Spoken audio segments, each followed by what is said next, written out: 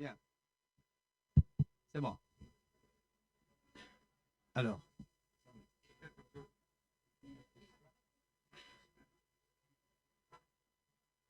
bonjour.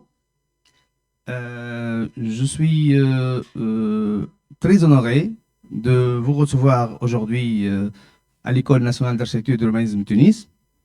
Je tiens d'abord à remercier Checha Atallah ici présente et Ashraf Bahri, la boîte aussi, tous les organisateurs et les partenaires de ce bel événement qui est plus qu'une conférence. Donc, c'est une exposition, une conférence. On a vu hier l'ouverture à 32 bis.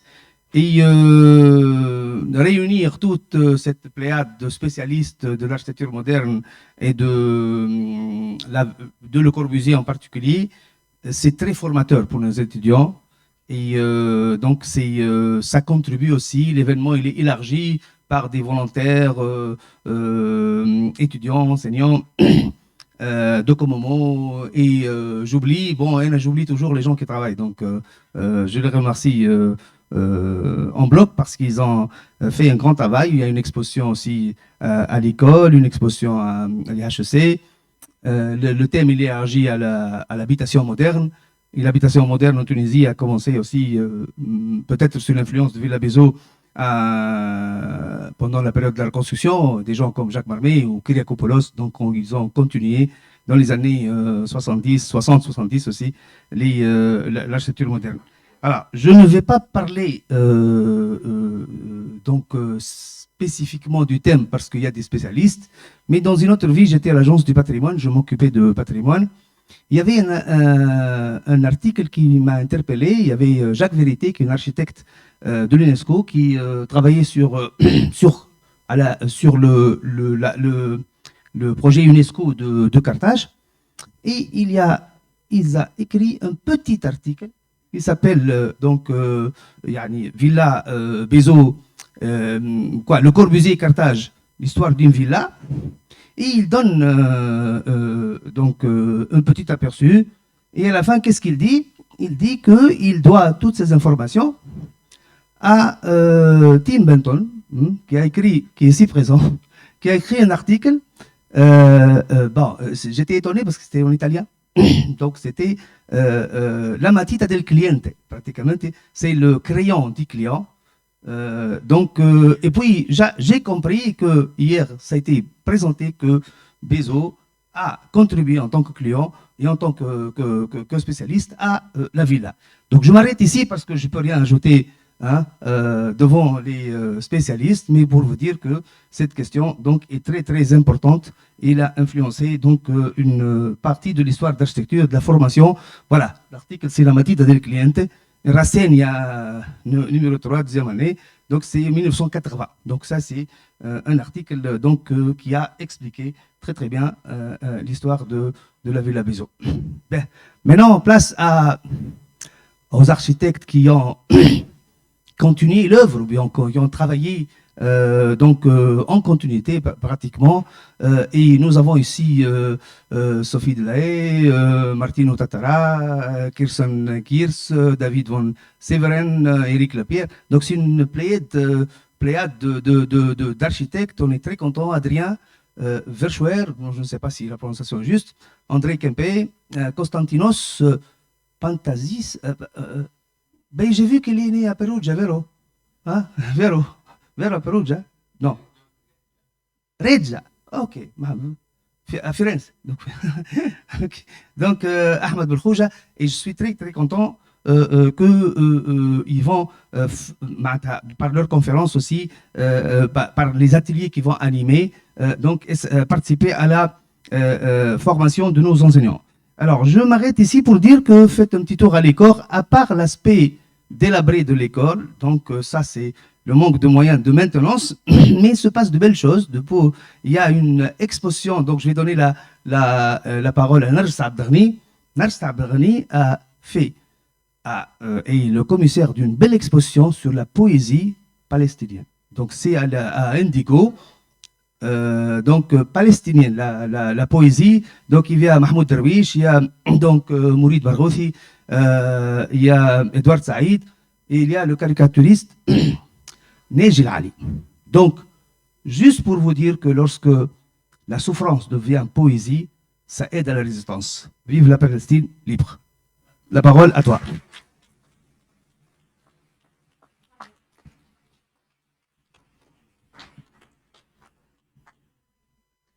Cher public, chers invités, l'école d'architecture et d'urbanisme est très contente de vous accueillir et d'accueillir surtout ces architectes qui nous viennent de la rive nord de la Méditerranée et qu'on a l'habitude de rencontrer en fait à travers leurs conférences. On regarde très souvent les conférences du pavillon de l'Arsenal, de la Cité de l'Architecture, mais qu'on rencontre aussi dans les revues d'architecture. Nous avons particulièrement ici Architecture d'aujourd'hui et EDA. Et donc nous suivons de près votre réflexion. Le point commun entre ces architectes qui nous font l'honneur d'être ici à Tunis, c'est que c'est des architectes qui allient la pratique à la réflexion. Et donc la pratique se conjugue ici à une expérimentation, à une pensée sur l'architecture. Et nous avons la chance d'avoir ce groupe de Tunis qui est en train de renouveler en fait la pratique architecturale à travers sa pensée et sa pratique. J'espère que ce n'est qu'une première rencontre qui va inaugurer d'autres, où il y aura un croisement entre les architectes de la rive sud et les architectes de la rive nord de la Méditerranée. Bienvenue à tous.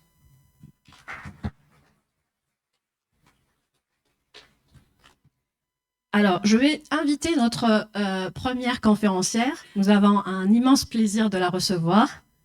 Avant de présenter Sophie Delay, je voudrais dire que l'année dernière, on a fait une exposition au Pavillon Bleu, justement, où nos étudiants ont repris 3 de ces grands projets sur le logement, où elles requestionnent justement le programme architectural de ce qu'est un espace domestique, en réfléchissant sur des questions qui répondent aux défis actuels de notre époque.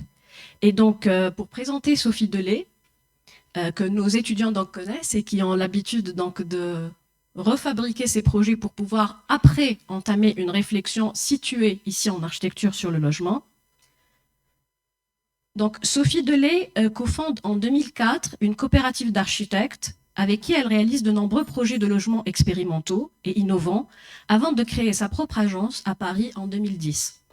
Elle travaille exclusivement sur le logement, et notamment sur le logement destiné au plus grand nombre, en abordant les questions de l'usage, des modes de vie, de l'appropriation, de l'espace domestique qui est approprié par ses habitants et du vivre ensemble. Son travail a été récompensé par plusieurs prix et en 2019, son projet de 40 logements à Dijon remporte le prix de l'Équerre d'argent dans la catégorie Habitat. Sophie Delay intervient souvent sur la thématique du logement à travers ses nombreuses conférences et dans le cadre de son enseignement. Elle a enseigné à l'École nationale d'architecture de Versailles, à l'École nationale d'architecture de Nantes et à l'École polytechnique de Lausanne. Chère Sophie, la parole est à vous.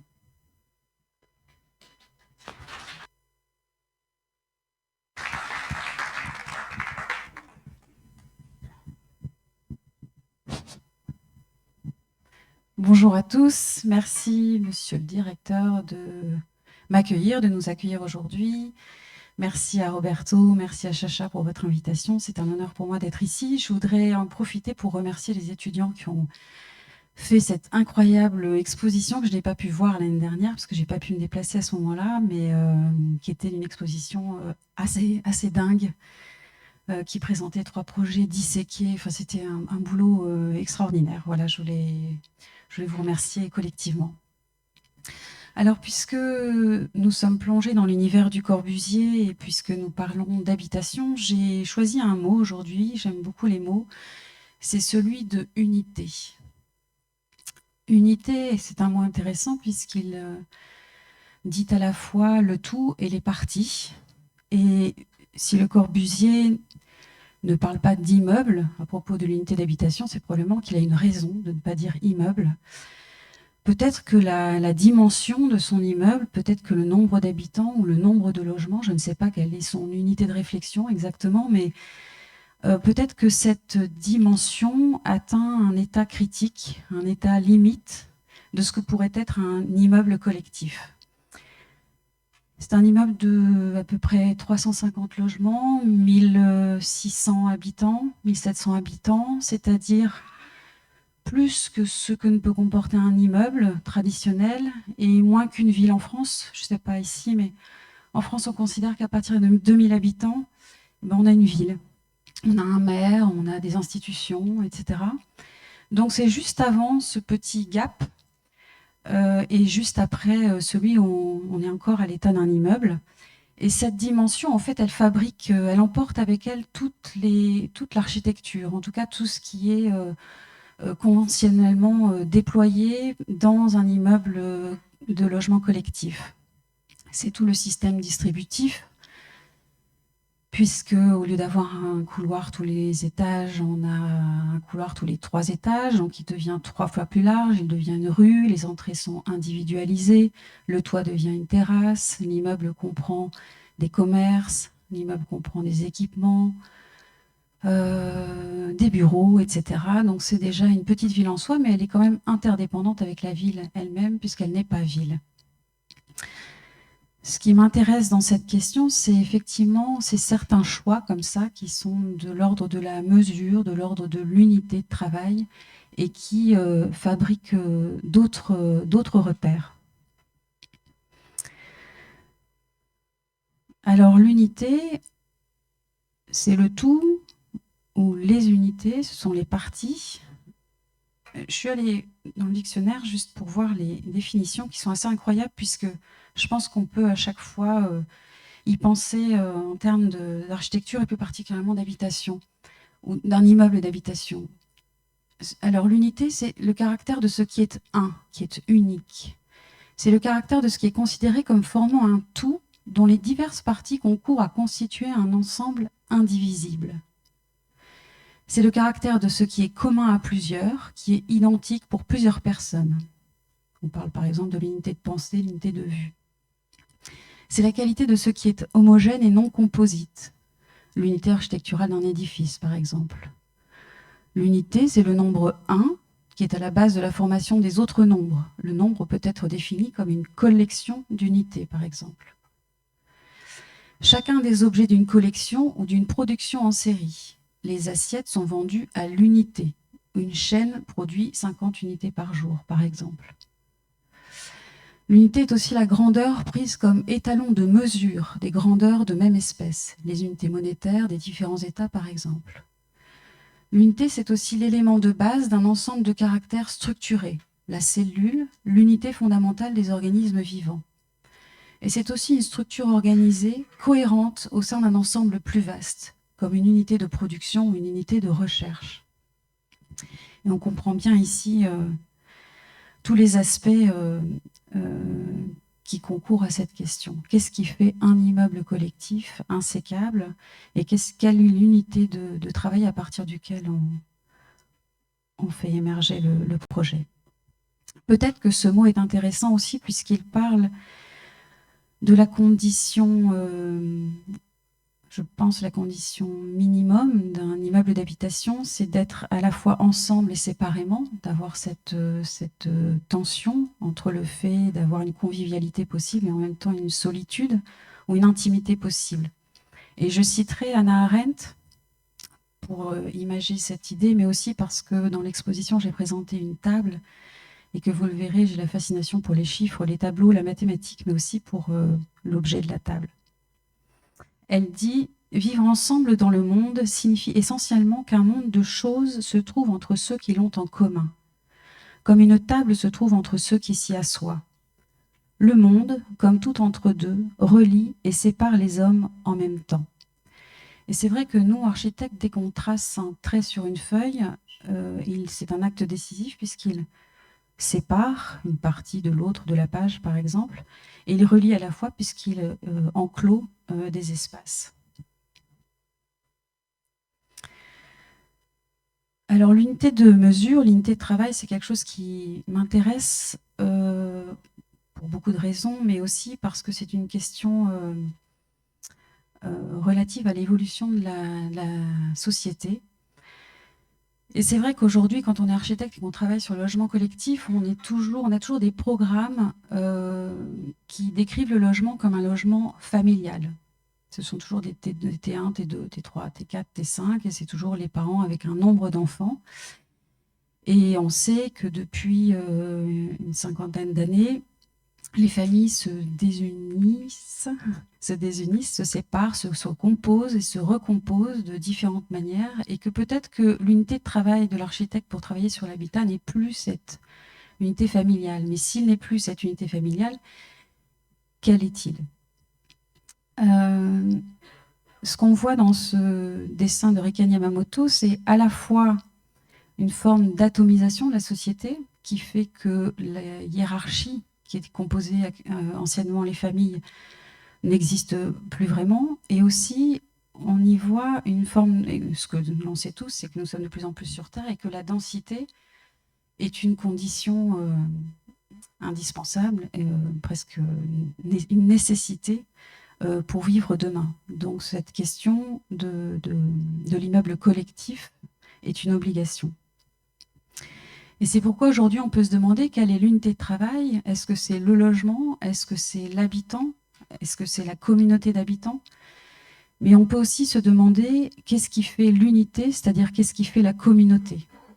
Et ici on a un dessin d'Andrea Branzi qui montre, on ne sait pas bien si c'est une maison, on ne sait pas bien si c'est une petite ville, en tout cas c'est une espèce d'unité d'habitation aussi, où on voit un nombre innombrable d'ailleurs de personnes dans la maison, sur le toit, à côté de la maison, connectées, déconnectées. Il y a aussi des vivants, il y a aussi des morts, il y a aussi des animaux, des végétaux. Voilà, quelle est cette communauté aussi? Donc les choses sont très ouvertes. Et pour moi, c'est vraiment une chance pour les architectes, puisqu'on peut penser à l'habitation avec toutes ces questions en tête, mais malheureusement, eh bien, depuis quelques décennies, la production du logement en France, et j'imagine que c'est la même chose chez vous, se standardise à un point que la qualité du logement que le logement perd en qualité.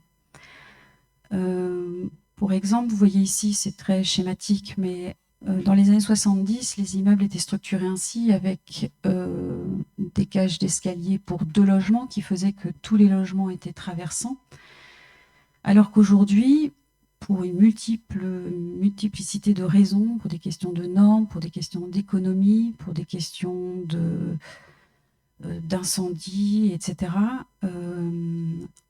on essaie de mettre une cage d'escalier pour un maximum de logements, et donc c'est un couloir central le plus long possible. C'est très simple, la longueur de ce couloir, c'est la longueur de la lance incendie des pompiers. Donc c'est ça qui va donner la dimension des futurs immeubles. Donc cet escalier va pouvoir desservir 6, 7, 8 logements, donc qui vont perdre énormément en qualité. La première, c'est qu'il n'y a quasiment plus de logements traversants, qu'ils deviennent mono-orientés, que les cuisines se retrouvent en second plan, donc ne sont plus ventilées, ne sont plus éclairées naturellement, et aussi qu'à cause des normes qui se multiplient les unes sur les autres, qu'à cause des normes handicapées, les chambres deviennent de plus en plus petites au profit des salles de bain et des couloirs qui n'ont pas d'usage, qui ne sont pas utilisés en fait dans la journée. Et donc les chambres font, la plus petite chambre fait 9 mètres carrés, on l'appelle la chambre des enfants, alors que parfois c'est la chambre des parents, puisqu'on est dans un foyer monoparental avec des enfants qui sont en couple. Donc voilà, tout est à remettre sur le tapis. Et la question, c'est comment faire avec le même budget que cet immeuble que je viens de vous montrer, comment faire avec les mêmes normes, etc., comment faire avec les mêmes programmes, comment faire ce léger décalage, ce léger biais qui permet de voir la réalité autrement, ou en tout cas de penser la réalité autrement. Pour moi, la question de l'unité que je mets sur le tapis aujourd'hui, c'est aussi une question de mesure, une question d'unité de travail, c'est une question d'ensemble géométrique, c'est une question de catégorie, une manière de mettre ensemble des choses. Alors parmi les gens les artistes qui me suivent, Georges Perec est quelqu'un d'important. Donc Georges Perec a énormément écrit sur le classement, sur la bibliothèque, sur les mots croisés, Et il écrit ceci à propos du classement. Que me demande-t-on au juste? Si je pense avant de classer, si je classe avant de penser, comment je classe ce que je pense, comment je pense quand je veux classer? Donc classer, c'est penser. Faire des catégories, c'est penser. Toute bibliothèque répond à un double besoin qui est souvent aussi une double manie, celle de conserver certaines choses, des livres, et celle de les ranger selon certaines manières. C'est vrai que si on classe sa bibliothèque selon la taille et l'épaisseur des livres, on fait des rapprochements qui ne sont pas tout à fait les mêmes que lorsqu'on classe par ordre alphabétique ou par domaine ou par géographie, etc. Et il termine plus loin en disant « Ce serait tellement tentant de vouloir distribuer le monde entier selon un code unique, une loi universelle qui régirait l'ensemble des phénomènes. 2 hémisphères, 5 continents, masculin et féminin, animal et végétal, singulier et pluriel, droite et gauche, 4 saisons, 5 sens, 6 voyelles, 7 jours, 12 mois, 26 lettres. »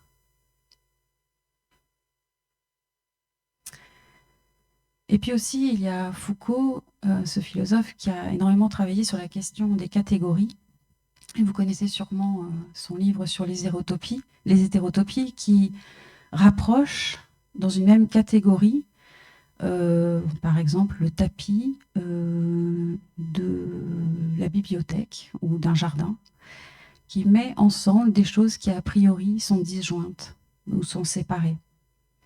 Donc les hétérotopies, en 2 mots, hein, c'est une série d'espaces réels, ce ne sont pas des utopies, elles sont réellement, ils sont concrets, mais ce sont des espaces dans lesquels on accède à une autre dimension de l'espace. Par exemple, je suis au théâtre et je suis devant une pièce qui se déroule, je suis à la fois dans la salle, dans la pièce du théâtre, en même temps dans la scène qui se déroule. Quand je suis au cimetière, je suis à la fois dans l'espace du cimetière, mais je suis aussi avec l'éternel, avec la personne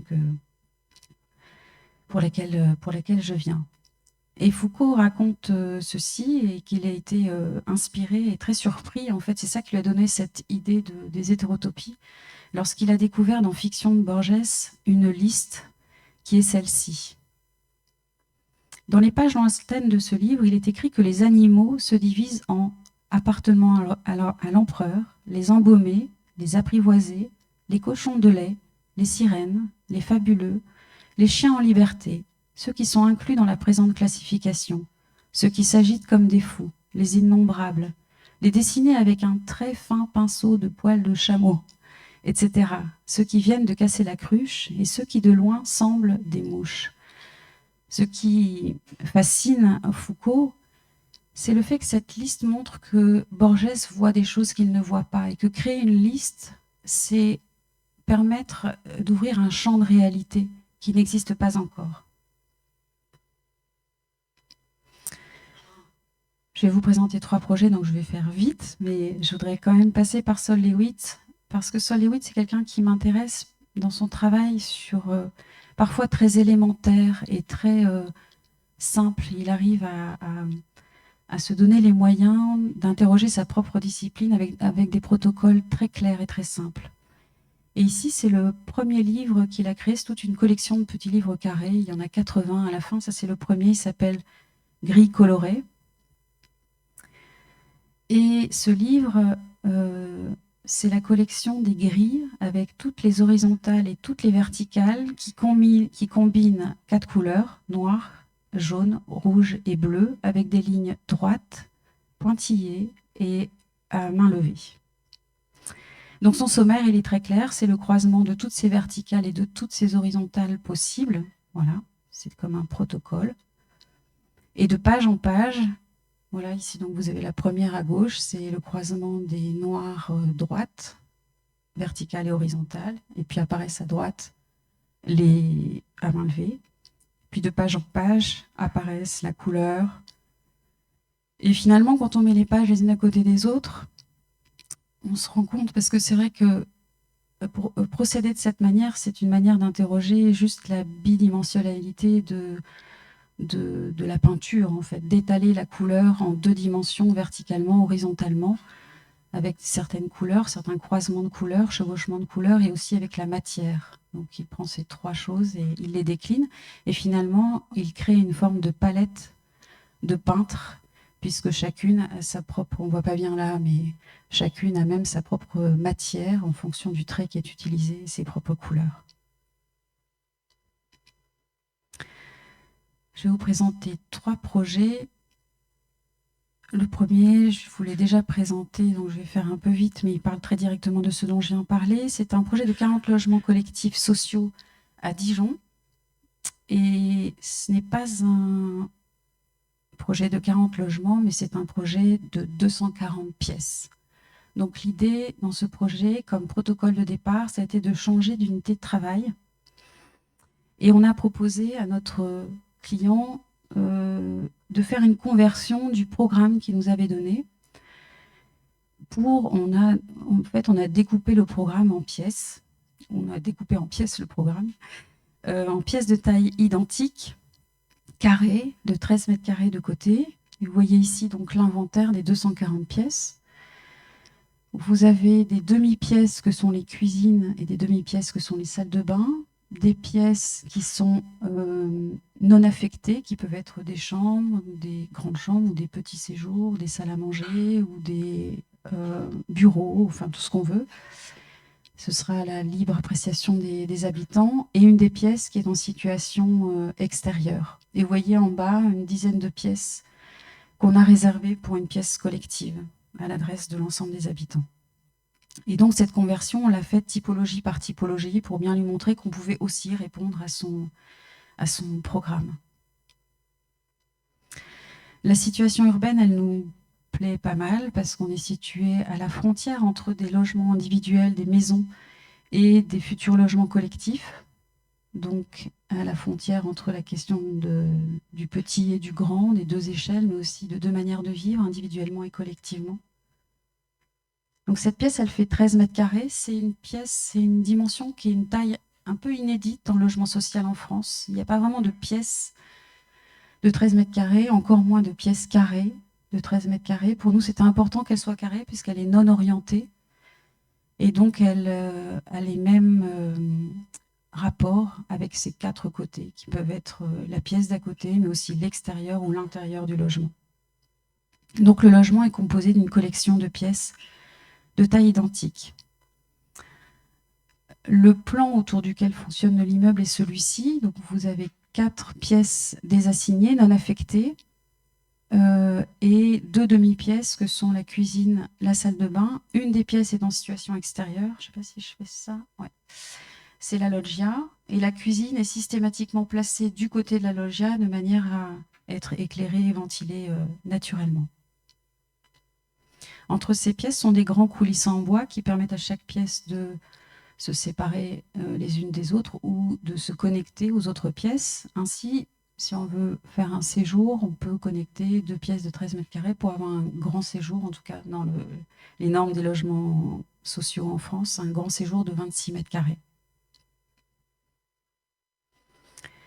Ici, la loggia, vous voyez à droite la fenêtre passe-plat vers la cuisine, la porte qui permet d'entrer dans la pièce qui est plutôt centrale, la porte latérale qui donne sur la pièce latérale, qui est une des pièces de la collection, donc qui a cette particularité-là. Vous allez voir que toutes les pièces sont de taille identique, mais elles sont toutes différentes de par leur situation dans l'immeuble, de par leur situation dans le logement. Donc les espaces extérieurs sont soit des terrasses, soit des loggias, que je viens de vous montrer.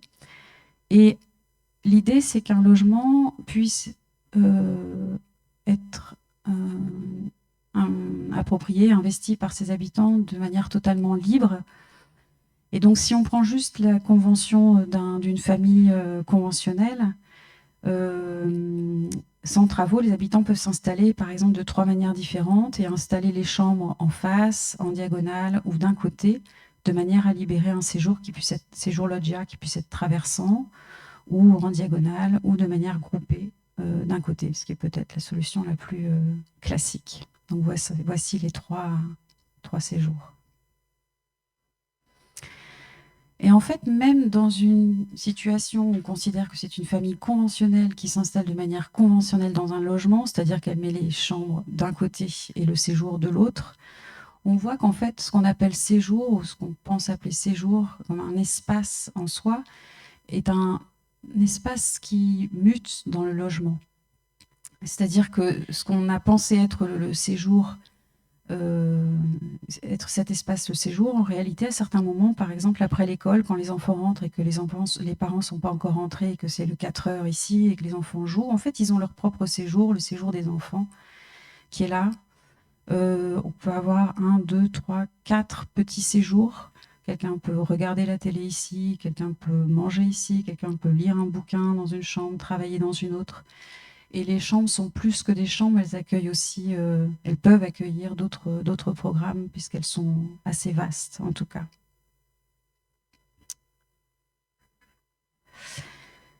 Et puis aussi ces familles, ça peut être je sais pas, des étudiants ou des personnes âgées qui partagent un appartement, puisque chaque chambre peut comporter un grand lit. Chaque chambre peut aussi comporter un bureau, par exemple. Donc, ça peut être aussi une colocation pour un coworking, pour travailler. Et puis, parce que cette pièce-ci a une porte supplémentaire, dans certains cas, on peut rentrer dans le logement par la loggia. Et donc, cette pièce-ci a un usage, est ouvert à des usages particuliers. Ça peut être, par exemple, si vous habitez là et que vous montez votre premier petit cabinet d'architecture, vous pouvez, la journée, voilà, fermer cette porte-ci, accueillir vos clients par là, avoir un petit bureau chez vous, et puis le soir, réouvrir la porte et profiter de cette pièce pour votre habitation. Voilà, donc toutes ces pièces, elles seront arrangées dans une grande structure commune, qui est une structure de petite dimension, de 3,60 m de côté, donc c'est un système poteau-dalle, il n'y a pas de poutraison. Les cloisonnements sont légers. Et ce que vous voyez ici, c'est que les rangements qui habituellement sont situés en second plan dans les pièces, toujours au fond des pièces, ont été disposés, flanqués contre les façades, pour de multiples raisons, en particulier pour faire en sorte que la fluidité entre les pièces soit la plus forte possible, pour éviter cette distance et cette épaisseur. Et côté jardin, on a disposé les rangements ici, donc avec 2 placards sur les côtés, un coffre qui fait banc aussi, de telle manière à ce que l'été, sur le jardin, on puisse ouvrir le coulissant et s'installer dans cette alcôve pour être tranquillement avec le parc. Et c'est comme ça qu'on a dessiné la façade depuis l'intérieur. Et depuis l'extérieur, côté rue, pardon, à l'extérieur de l'immeuble, on a ôté ce banc de telle manière à ce que les rangements soient accessibles depuis l'alcôve qui est formée, depuis l'intérieur, de telle manière à ce que les cloisons ici, on puisse mettre du mobilier contre les cloisons. Ainsi, chaque pièce peut être meublée différemment. Et le rideau est disposé de ce côté-ci, on n'est jamais côté ensoleillé, donc on n'a pas, comme côté parc, des stores, etc. Mais on a un rideau intérieur qu'on a disposé vraiment côté intérieur, de telle manière à ce qu'on puisse fermer le rideau et rentrer seul comme ça entre la fenêtre et le rideau et être seul soit avec la ville.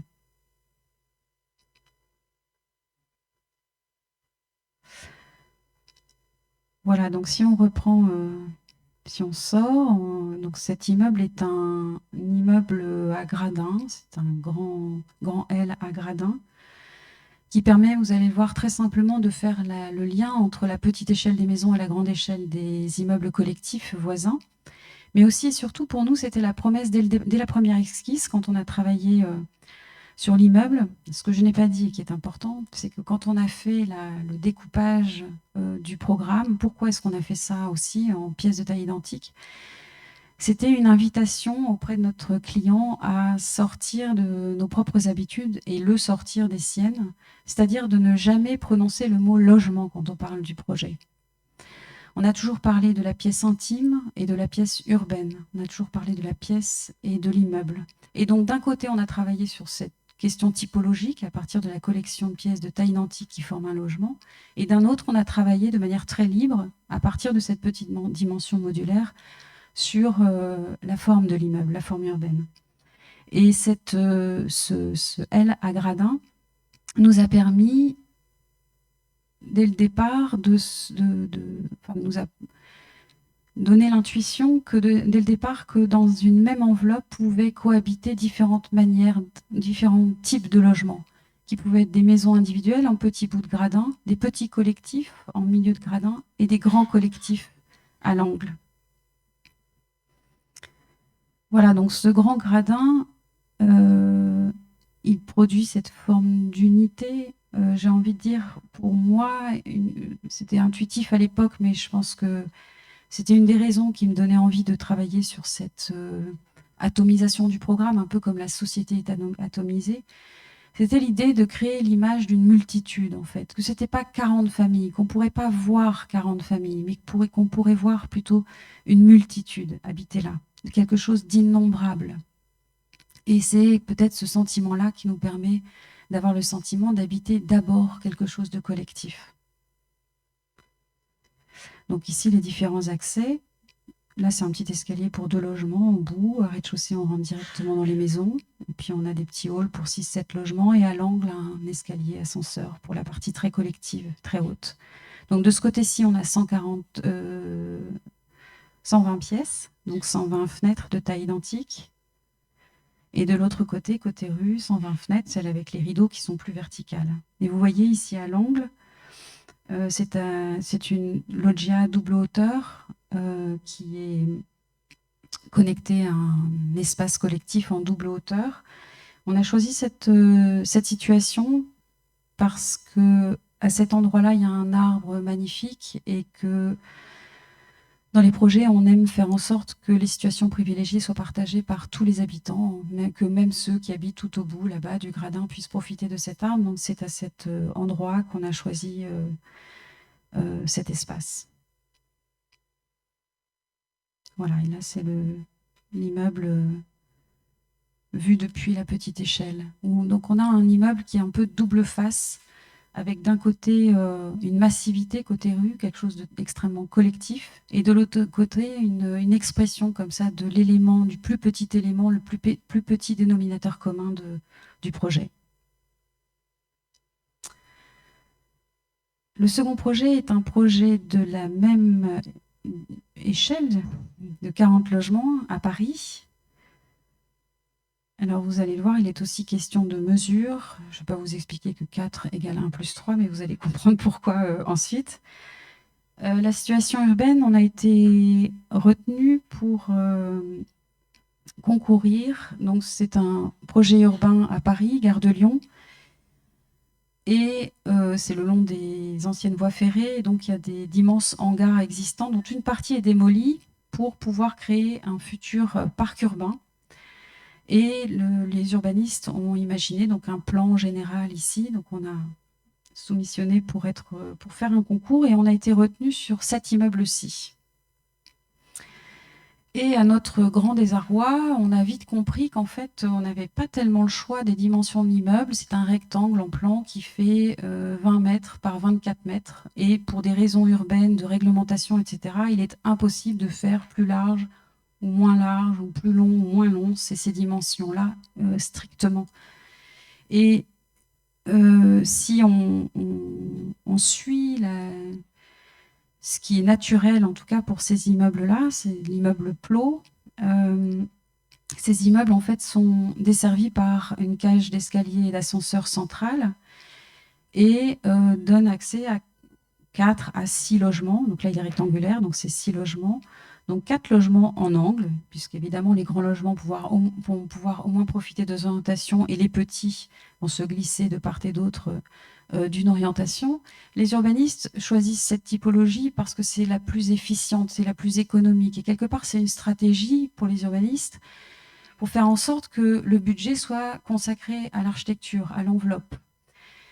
Et ici, certes, sauf que on est contre un parc et que si on suit ce plan-là, en fait, il y a 3 logements sur 6 qui donnent sur le parc et 3 logements sur 6 qui ne donnent pas sur le parc. C'est-à-dire que ce privilège du parc n'est pas partagé et qu'il y a la moitié des habitants qui est dans une situation défavorable. Et c'est vrai que quand on réfléchit à un immeuble collectif, on a toujours en arrière-plan cette idée de l'équité, évidemment.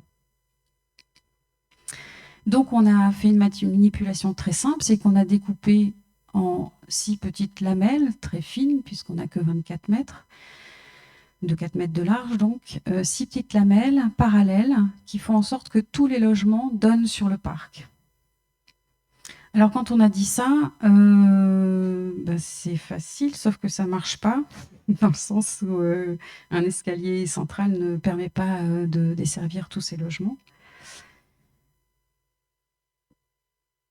Donc, on a organisé l'immeuble ainsi. On a découpé ces 6 petites bandes très fines. Donc, ce qu'on a tout de suite fait, c'est qu'on a fait des murs épais qui permettent de recevoir et la structure, et les éléments techniques, et les gaines, et les rangements des pièces, de telle manière à ce que cette finesse des plans puisse être d'un usage maximum.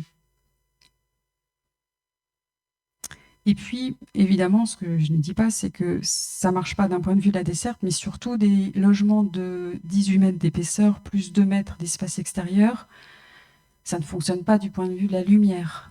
Donc, c'est un vrai défi. Donc, pour les logements qui sont au centre, puisque, évidemment, quand vous habitez ces logements-ci, vous êtes très bien situés, puisque vous avez 3 façades éclairées, ici et là. Ici, vous avez un petit logement, donc mono-orienté, c'est normal. Mais par contre, quand vous êtes au centre, vous avez ces logements de 18 mètres d'épaisseur, qui sont donc dans une condition défavorable. Donc, on a imaginé que les logements de centre auraient une partie en double hauteur, de manière à ce que le soleil et l'air puissent rentrer dans un maximum de cette profondeur. Et évidemment, pour faire passer la pilule et pour faire comprendre la chose à nos promoteurs, puisque c'est un concours sur oral, on a mis côte à côte, comme ça, l'unité d'habitation, le plan du logement l'unité d'habitation, pour montrer qu'un logement de 20 mètres d'épaisseur, c'était rien, en fait, à côté des 24 mètres du Corbusier.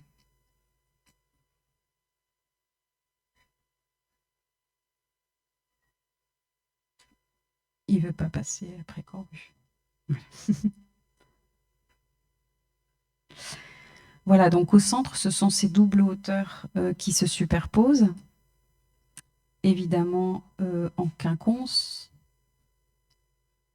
Donc, vous aviez une coupe dans le sens, à gauche, vous avez le parc, à droite, vous avez le fond de l'îlot. Donc, à gauche, les doubles hauteurs. Ça, c'est une coupe dans l'autre sens, où vous voyez donc ces murs structurels. Et dans les 2 trames centrales, les logements, donc vous avez une double hauteur ici, à cet étage. Ici, une double hauteur, une autre double hauteur, une double hauteur, une double hauteur. Donc en quinconce, comme ça, de telle manière à ce que l'espace en double hauteur soit bien partagé.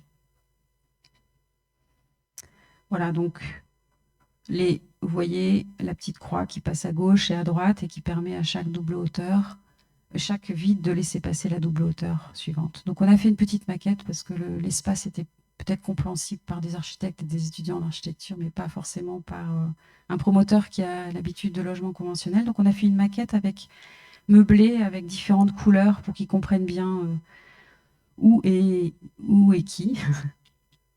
Voilà. Donc sur 2 niveaux.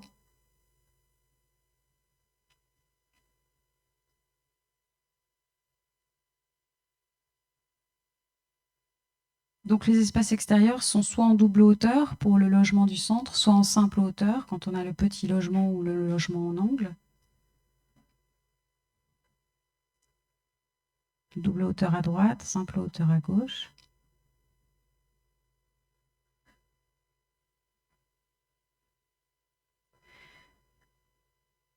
Oups, ça va vite. Voilà. Donc là, je vous ai parlé de la façade sur parc. Sur les 3 autres façades, sont des façades bandeaux, des façades avec une fenêtre horizontale qui permet de meubler assez simplement et de pouvoir poser même les meubles contre la façade. Pardon. Voilà, donc très simple et continu.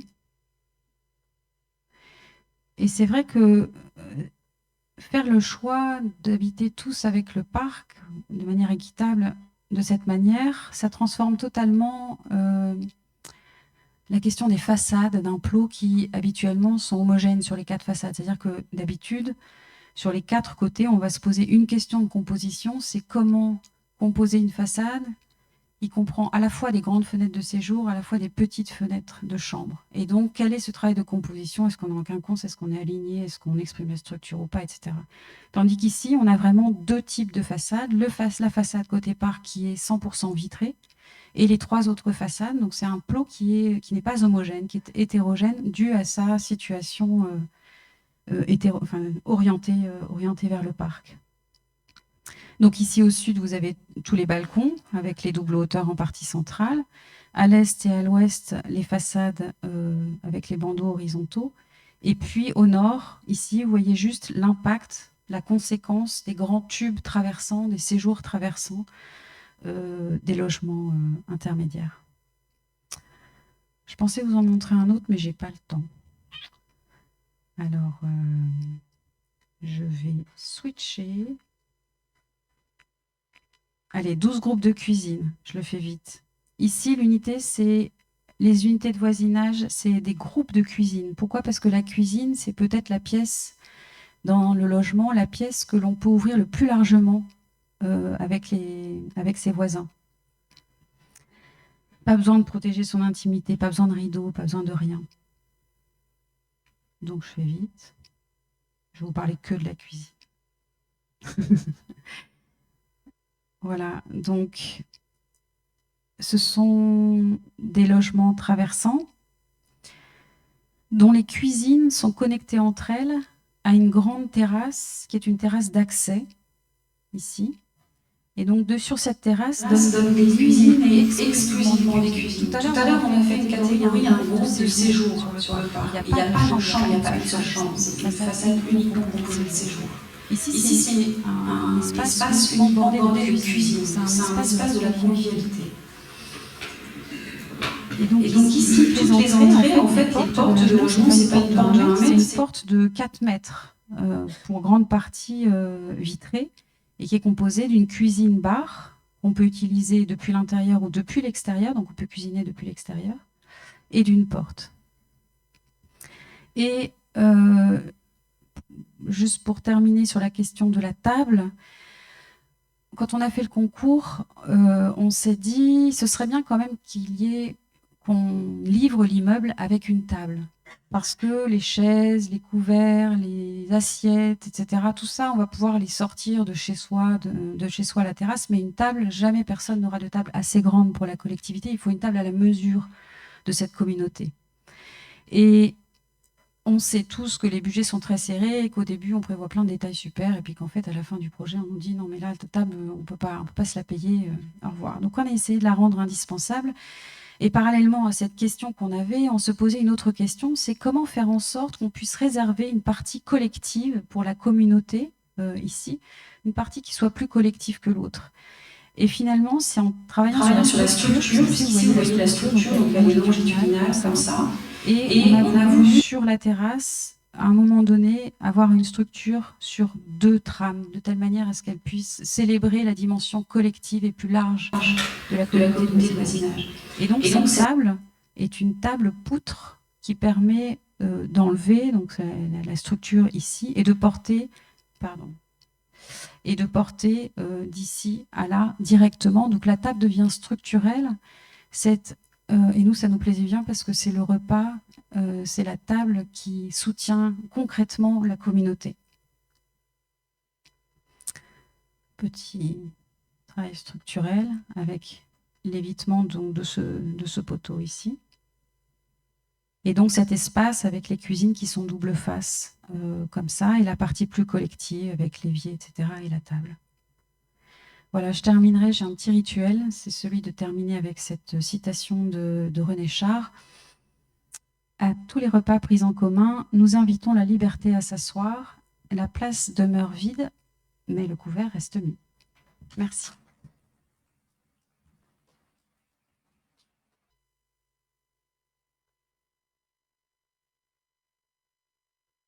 Merci beaucoup pour cet exposé qui inspire. Le public aura l'occasion évidemment d'intervenir et de discuter avec nos invités à la fin des 4 conférences. Et donc, je vous présente notre deuxième invité, Martino Tatara, du bureau Dogma. Alors, Dogma a été fondé en 2002 par Martino Tatara et Pier Vittorio Orelli, qui, parallèlement à leur projet de conception, se sont engagés dans l'enseignement, l'écriture et la recherche. Dès le début de ses activités, Dogma a travaillé sur la relation entre l'architecture et la ville, en se concentrant principalement sur le design urbain et les projets à grande échelle.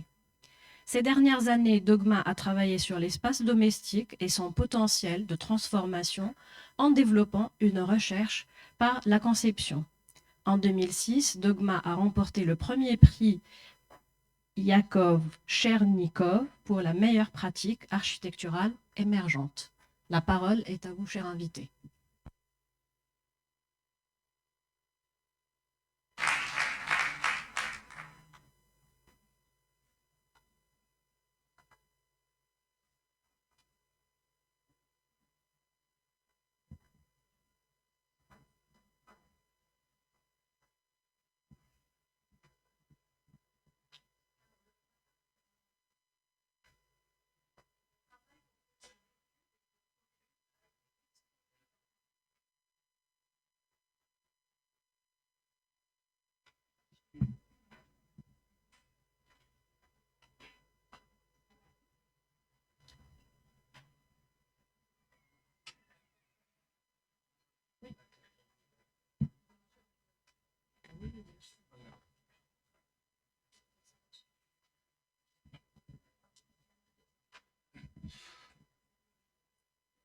Oh, okay.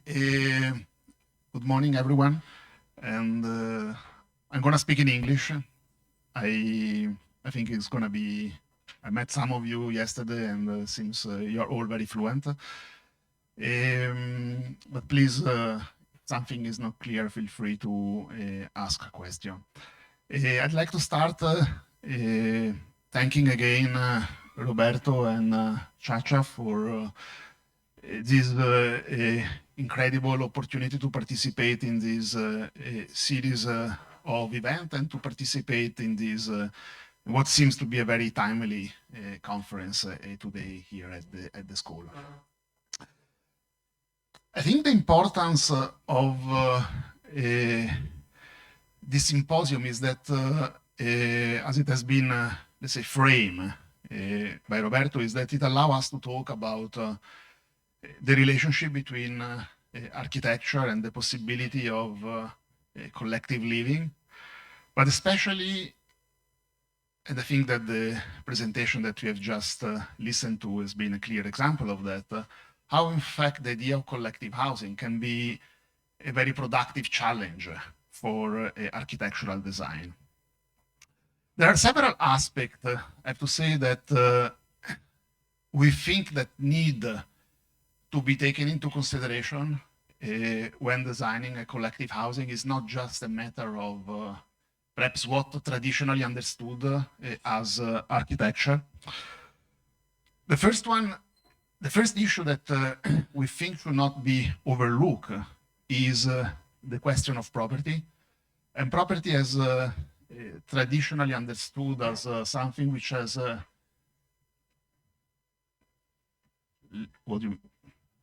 little to do with architecture.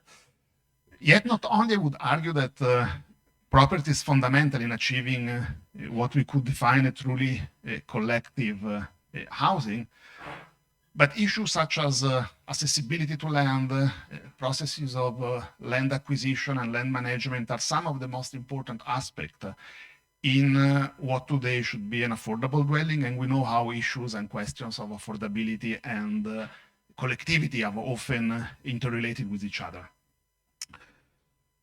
In our past work, we have translated, for example, this somehow interest and understanding in an attempt to search, for example, for a potentially affordable site in the cities in which we have been working, in Berlin, in Brussels, in London, often looking for neglected vacancies or infrastructural vacancies, as such in the case of London, but also establishing collaboration with some initiative that try to, let's say, overcome the traditional format within which property is administered. The second aspect that I think is relevant and again, let's say, always partially understood within the condition of architecture and the condition of housing is construction. Construction is often understood as something that predates the act of inhabiting a building, collectively or not.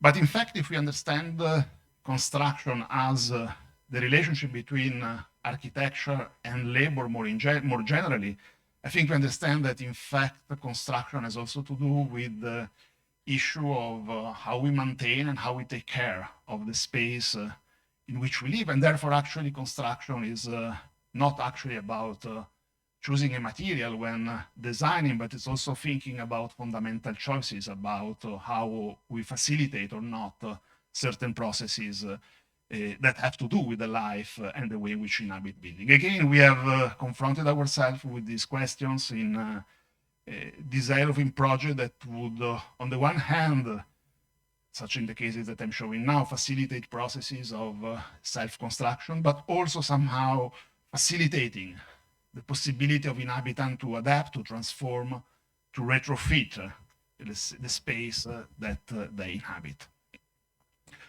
The third question and the third aspect that I'd like to bring to the fore is typology. And this is the one that I'd like to speak a little bit more today. And although I think it is evident that any home, any domestic space can in principle be, let's say, retrofit in order to accommodate a more collective way of living, we will argue that, let's say, architects should, let's say, engage with typological solution that in fact would support and facilitate from the start forms of collective living. Again, in the past, we have engaged, for example, in a series of projects that try to bypass the very rigid separation between what is living and what is working, which is a very much a fundamental, let's say, character of a modern domestic space. We have tried to favor forms of social association that, let's say, go beyond the traditional household unit, or that are not limited, let's say, to the traditional household unit. We have also engaged with the topic of evolutive types, types that are not fixed forever, but that in fact can adapt to the very, let's say, changing condition that in a way cross and characterize the life of each of us. So what we believe is crucial today, as suggested by this very relevant diagram that has been sketched by Karel Teige in 1972, is to, let's say, develop typological solution that would be able to support men, women, to develop a sort of new, what we could define a new paradigm for the home, for the neighborhood, for the city, which are based on the possibility of bypass the traditional separation between the sphere of private household and a collective space. So if the task today is to devise typology that are suitable to support forms of collective living, among the multiple types, we would like to, or we are actually thinking and trying to make an argument in favor of the type of the urban villa that once reformed or rethought could perhaps fulfill such a scope. And it is somehow perhaps a paradox to think of this, it's a very widespread type as actually the embodiment of possibility of collective living, because in fact the urban villa is, which derives from the type of the villa, is the embodiment of what perhaps is most distant from what we are actually discussing today. In their famous book on the architecture of the villa, Bentman and Muller talk about the villa as an example or an embodiment of what they call an hegemonic architecture.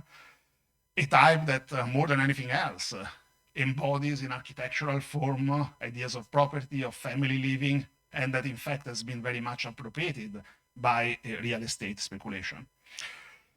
The urban villa is not a villa, is in fact, let's say, neither, let's say, a villa nor an urban block. We would say that is what we could define sort of bastard offspring deriving from, in a way, the two. Is neither high-hand nor low-hand, is neither beautiful nor ugly. And there is certainly nothing particularly progressive or utopian in, if we look at especially the history of this type. Yet we believe that its scale and typological organization are appropriate, or could be seen as appropriate, to support a way of life in which a resident could, let's say, share their living space. It would be very hard now for me to go through and trace a complete, let's say, or precise history of this type in the short time available.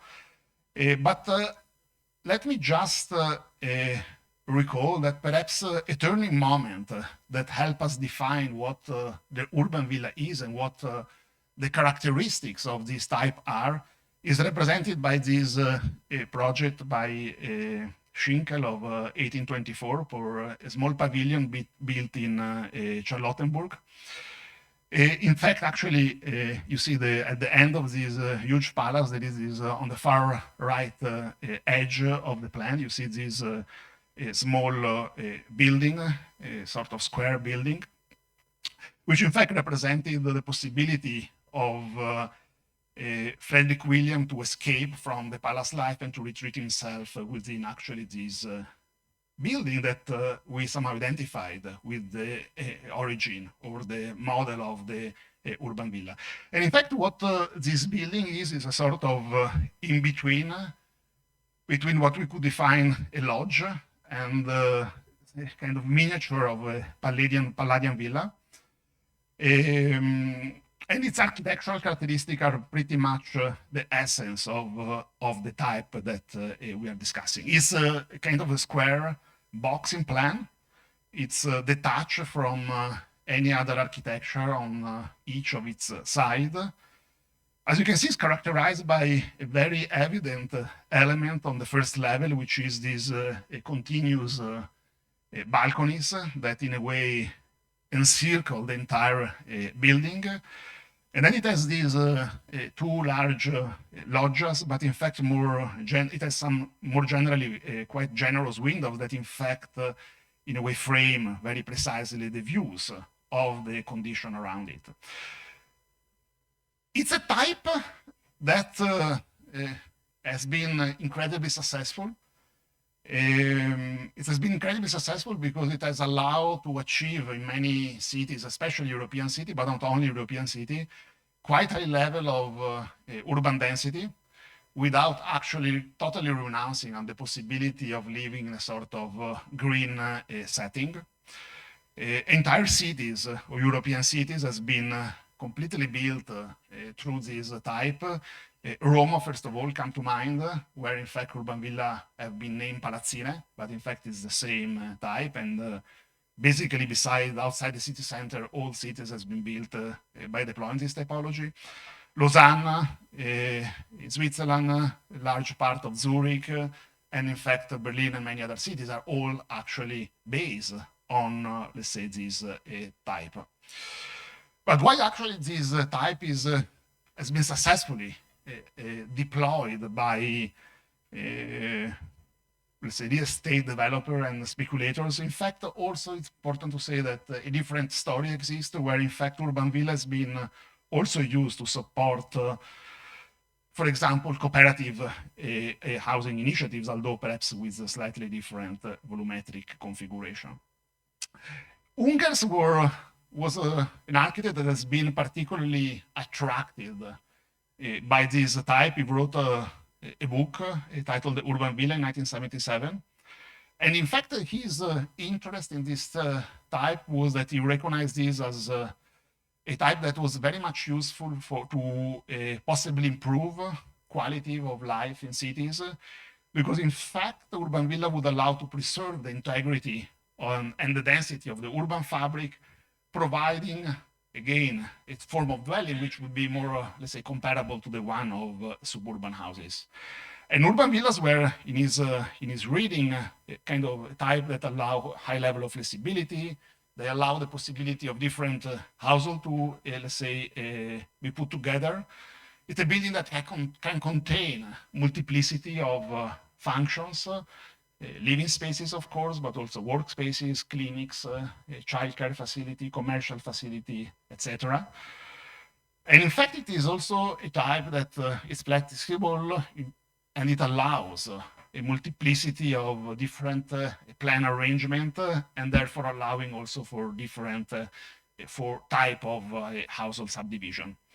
At the same time, while in a way these features have been pretty much appropriated by, let's say, developers, in fact, Ungers in his text, in few sentences, he also recognized that it's a type that would be very much useful to define potentially a collective form of living because of its capacity to adapt to different urban conditions, the diversification of the plan layout, and because it could, in fact, the facilities that could be built could become very much easily also shared facilities.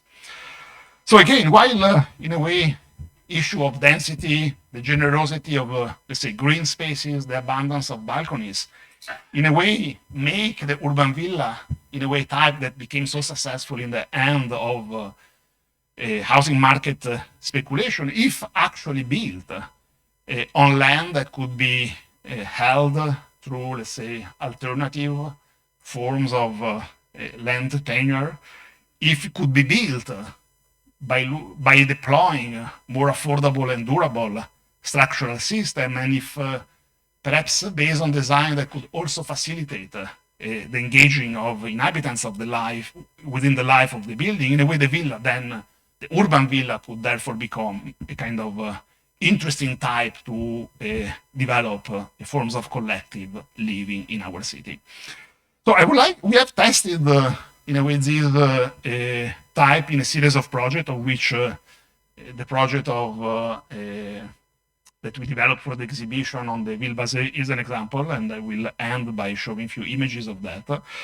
But in fact, the first project that we developed is a project of a few years ago already, titled Communal Villa, which is a project that we developed for another exhibition that took place in Berlin.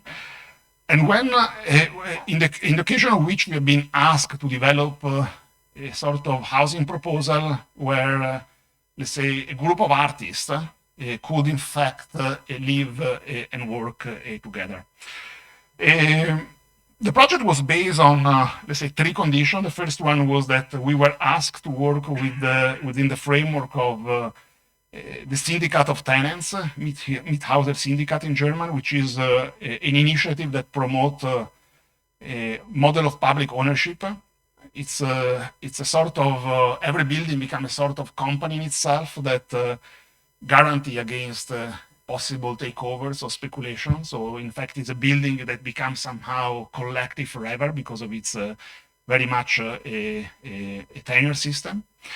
We were not given a site. Therefore, we actually start this attempt to find for suitable site within the city. Berlin is an incredible large metropolitan area.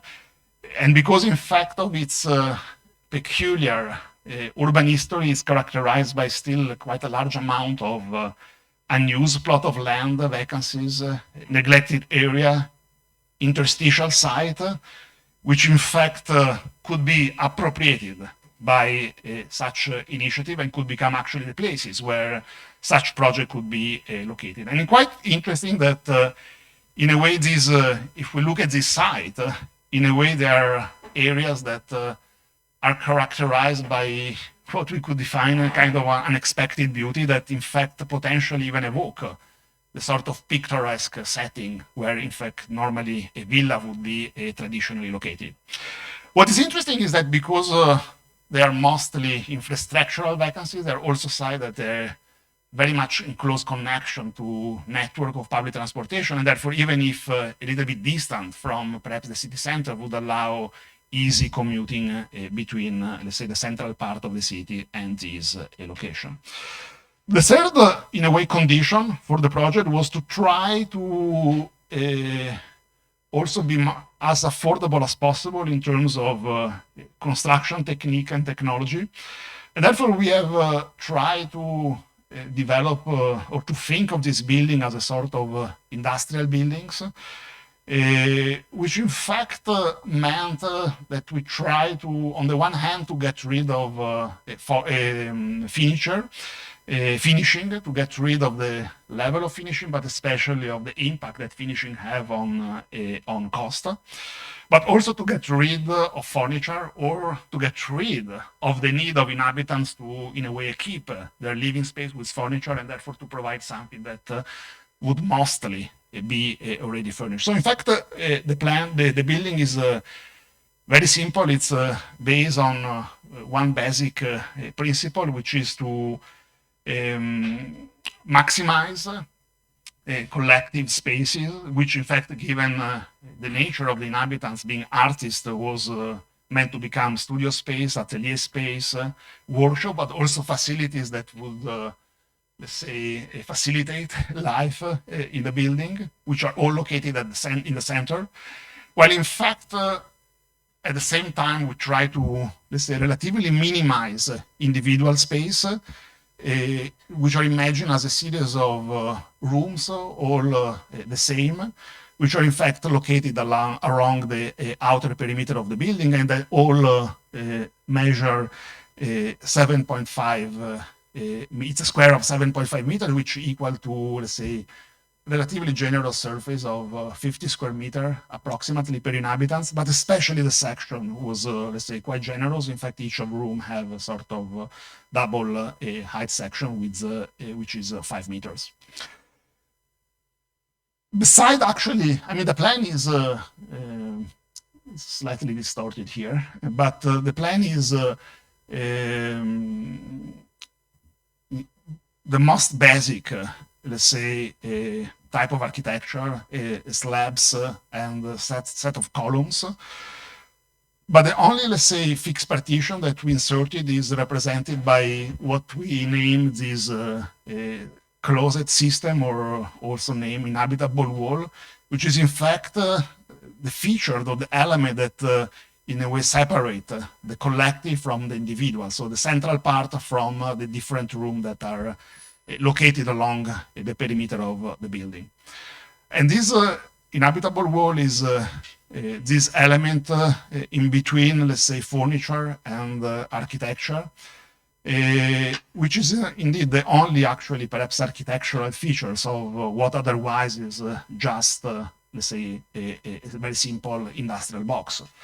This element is made of plywood, and it has, of course, two, let's say, elevation, one overlooking the room and one overlooking the central space. So in the part that overlook the room, it becomes sort of container of few facilities, the space of the bed, the bathroom, kind of shelf space, and the wardrobe, while in fact towards the space of production, the central space, it becomes a sort of storage space where each artist could keep and locate his or her own belonging. So here you see actually an image of the 50 square meter of the room.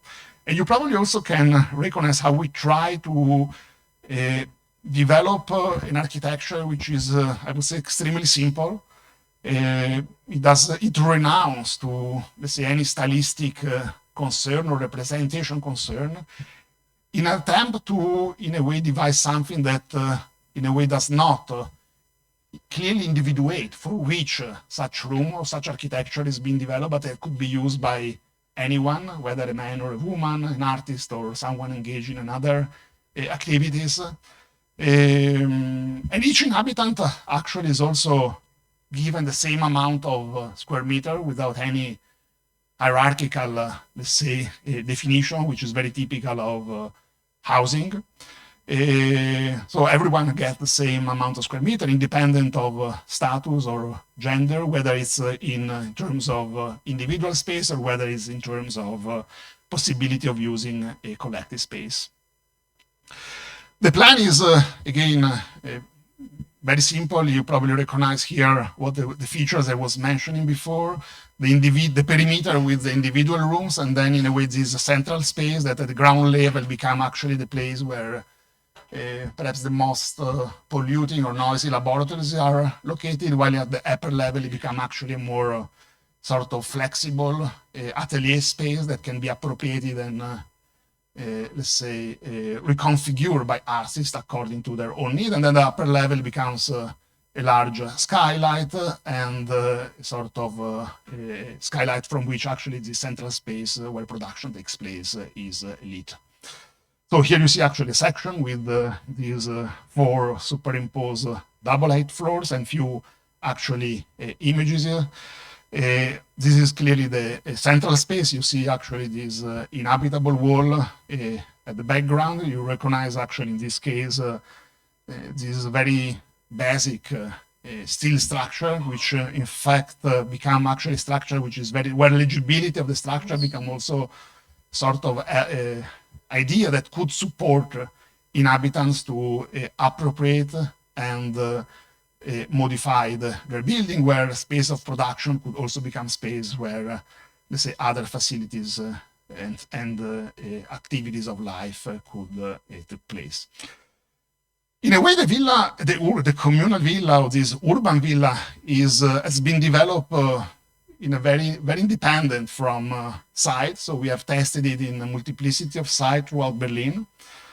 So we could say that it's pretty much indifferent to the context, but in fact certainly is not indifferent to, let's say, those socioeconomic conditions to which actually this project try to respond to. It's again thought as an industrial building made with simple and let's say cheap material that do not try to disguise its affordability, but also to in a way reveal it with a certain pride towards the city. The second project that I'd like to briefly present is, let's say, second iteration of this idea of working on the typology of the urban villa. In this case, it's a successful competition entry for a public housing agency of in the northeast of Italy. And while actually it was a project for which we were given a site, it was also a competition that was asking for the development of sort of prototypes of public housing that could be developed on a multiplicity of sites that are part of the, let's say, the land stock in the hands of this public housing agency. And in fact, sites that have different, of course, size and dimension, and therefore we needed to develop a type and the way of addressing this let's say, variety of, let's say, size and condition of plot. So the project was an attempt to, let's say, again, apply the principles discussed before, kind of an attempt to simplify as much as possible the construction system, in this case based on a concrete core and prefabricated timber for all the other part, to devise something that could be flexible by precisely positioning a load-bearing element, and to try to make something that could be, let's say, affordable in order by actually deploying as much as possible prefabrication. Spatially speaking, the building is very simple. We try to develop a concentric structure organization through a series of concentric rings, which are the one that you see in the middle, characterized by different tones of gray, which in fact, if we move from the center, from the darker towards the, let's say, less dark tone of gray, we have a vertical circulation, the internal distribution strip within each of the dwelling, the room space, and then the outer ring is the one that corresponds to let's say, very generous balconies. We try also to apply a principle of passive ventilation as a way to also provide something that could be, let's say, comfortable during summer, that would not need a lot of mechanization in order to either warm or cool a space. But to answer to the need to accommodate, let's say, to devise something that could be put in different, let's say, areas and tackle different plot with different dimensions, we try to think about sort of volumetric flexibility, and we thought that in a way, although in a way there is a sort of proportion that define what an urban villa is, we thought that in a way there could be certainly a certain variation in number of floors that could characterize each of the building, but also that in a way, as you can see, somehow the length of the side of this building could slightly change or could change, and in fact it could have a more square configuration, but it in a way could even be, let's say, a rectangle where the original dimension of 25 meters could enlarge up to 32, and beyond that actually it would not make sense anymore. It would not be an urban villa, and it would make more sense actually to duplicate the building in another space, in another building. So this is actually the plan with the only fixed element of the building. So there is the vertical circulation core, the two toilets that are located and cannot be moved, and then in fact the load, let's say, bearing a facade. At the ground floor, this is the plan. We located actually there is space for a collective room that in fact could be the function of which could be more specifically then defined according to case by case.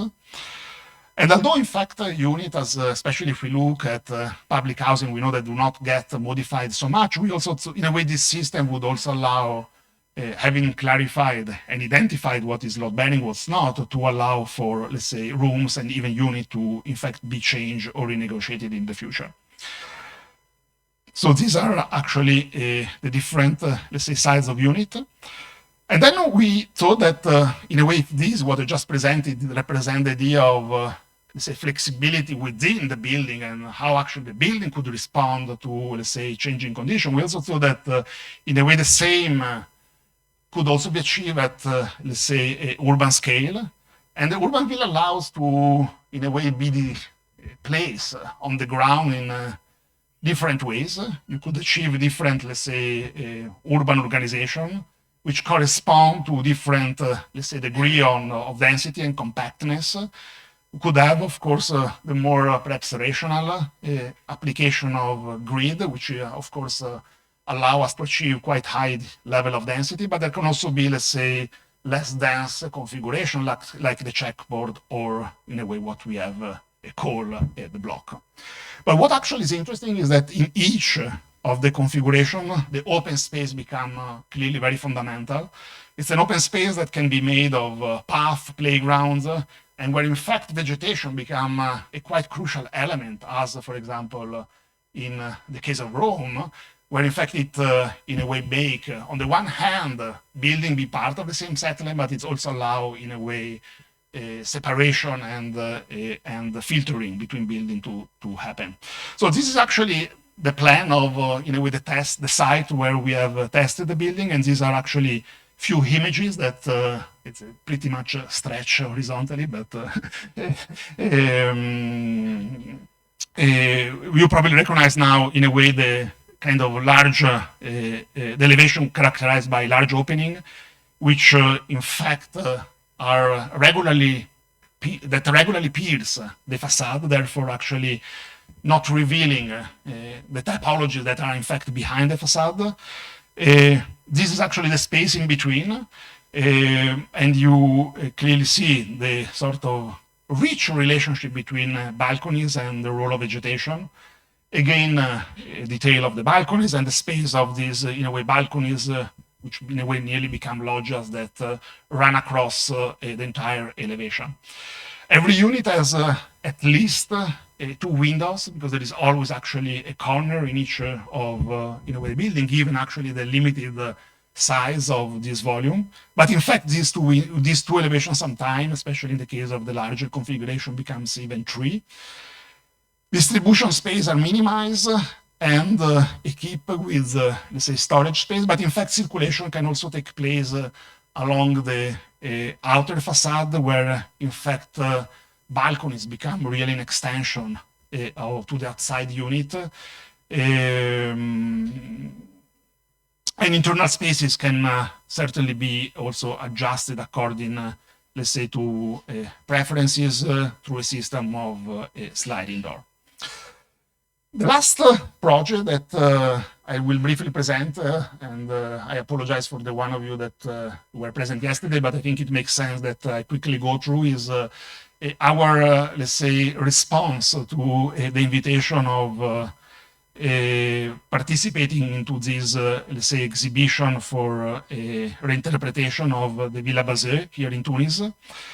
The Villa Basée is, as has been said very precisely yesterday during the colloquium, an embodiment of the idea of the 5 principles of architecture, but it's also somehow an exemplification of what Le Corbusier have identified as the 3rd composition, which is what he presented in this well-known sketch for, let's say, the 4 composition. And indeed, if the built project is the embodiment of, in a way, the 3rd composition, if we look at the history of the project, which is much more, in a way, complicated, especially the first 2 versions seems to be more aligned with the solution of the closed volume typical of Villa Stein. And in fact, the 2 most interesting aspects of this first 2 versions of the project, which have been somehow lost in the project that has been later realized, are on the one hand the kind of complicated section, which clearly identified by the diagram above, but also the presence of this sort of new element that appear in this project of Le Corbusier, which is this horizontal umbrella-like roof, which generate this shadow roof that can be used as a sort of like, it's an open air room, but rather than having not having the ceiling, which is was in a way typical idea of Le Corbusier, in fact has a ceiling but does not have the wall on the side. The build project, which as it has been also recalled this morning and very well narrated by Tim Benton, is the result also of the work of the pencil of the client, not only of Le Corbusier, is let's say a simplification perhaps of the first 2 iterations of the project. And therefore, actually, that's maybe also why was not perhaps the favorite proposal of Le Corbusier.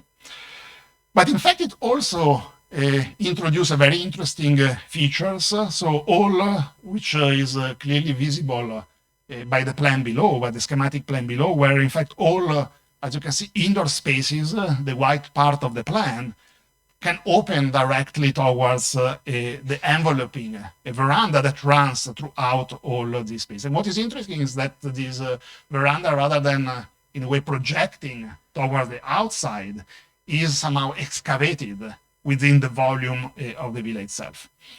So our proposal, which is titled Faux Corbu, is in a way try to recuperate these 3 most interesting characters: the rooftop umbrella, let's say the interlocking articulated section, and let's say the continuous veranda that embrace and encircle the entire building. But the Faux Corbu is not a villa like the one that we have here nearby us, but in fact it's a larger building. It's an urban villa. We scale up the project of Le Corbusier from being a space that could be inhabited by a single family to a space that in fact where a group of household, let's say, could let's say live together. It's characterized again by the you recognize the, let's say, principle of the excavated volume, the free ground floor, and let's say the rooftop umbrella, which are all meant to become let's say communal space. It has an attempt to rethink about the interlocking section, which is what we achieve where shared kitchen are located in the farther east part of the building, so the part which has, I think, the best the view. But also a double height unit throughout the other part of the building, which in fact can open up towards a balcony and the veranda. So this is actually a schematic axonometry of each of the units. It's a very, let's say, simple. It has the way 2 floors, a large double height living room that extend and open up in the veranda. And while I show you the plans, this is actually the ground level. In a way, the idea was to try to devise a prototype for, again, a collective inhabitable space where between 30 and 50 inhabitants could live. It's an urban villa. It has 4 living units per floor, so 8 units in total, each of them opening up towards this summer veranda that double and enrich the space inhabitable by each of the units.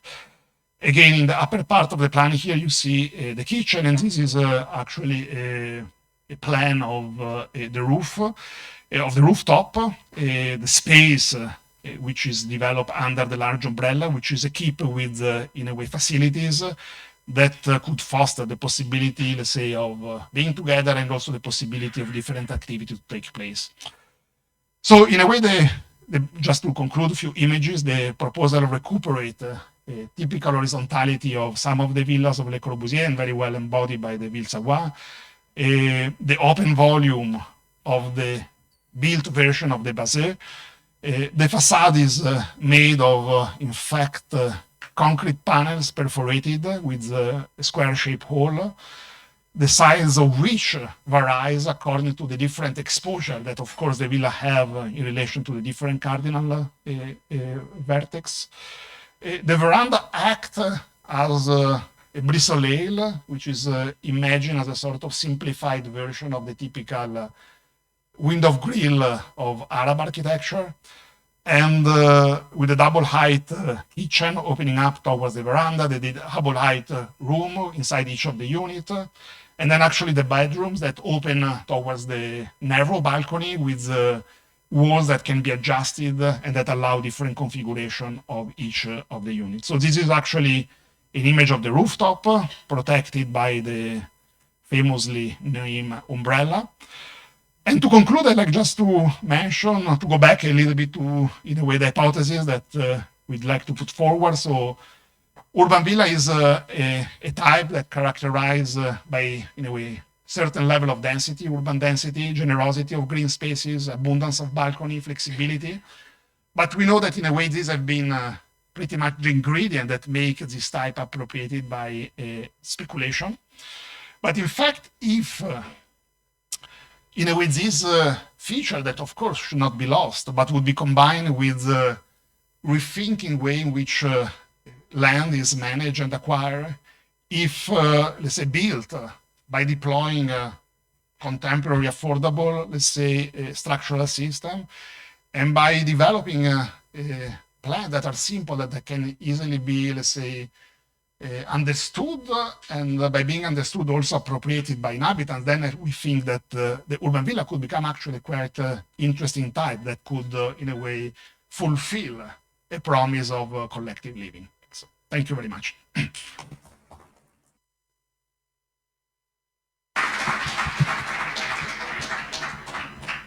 Merci beaucoup pour cet exposé qui invite à la réflexion avec des résonances méditerranéennes. On en reparlera peut-être tout à l'heure. Alors, nous passons maintenant à la 3e conférence. J'invite le bureau Office, qui est une agence d'architecture fondée par Kersten Geers et David Van Severen.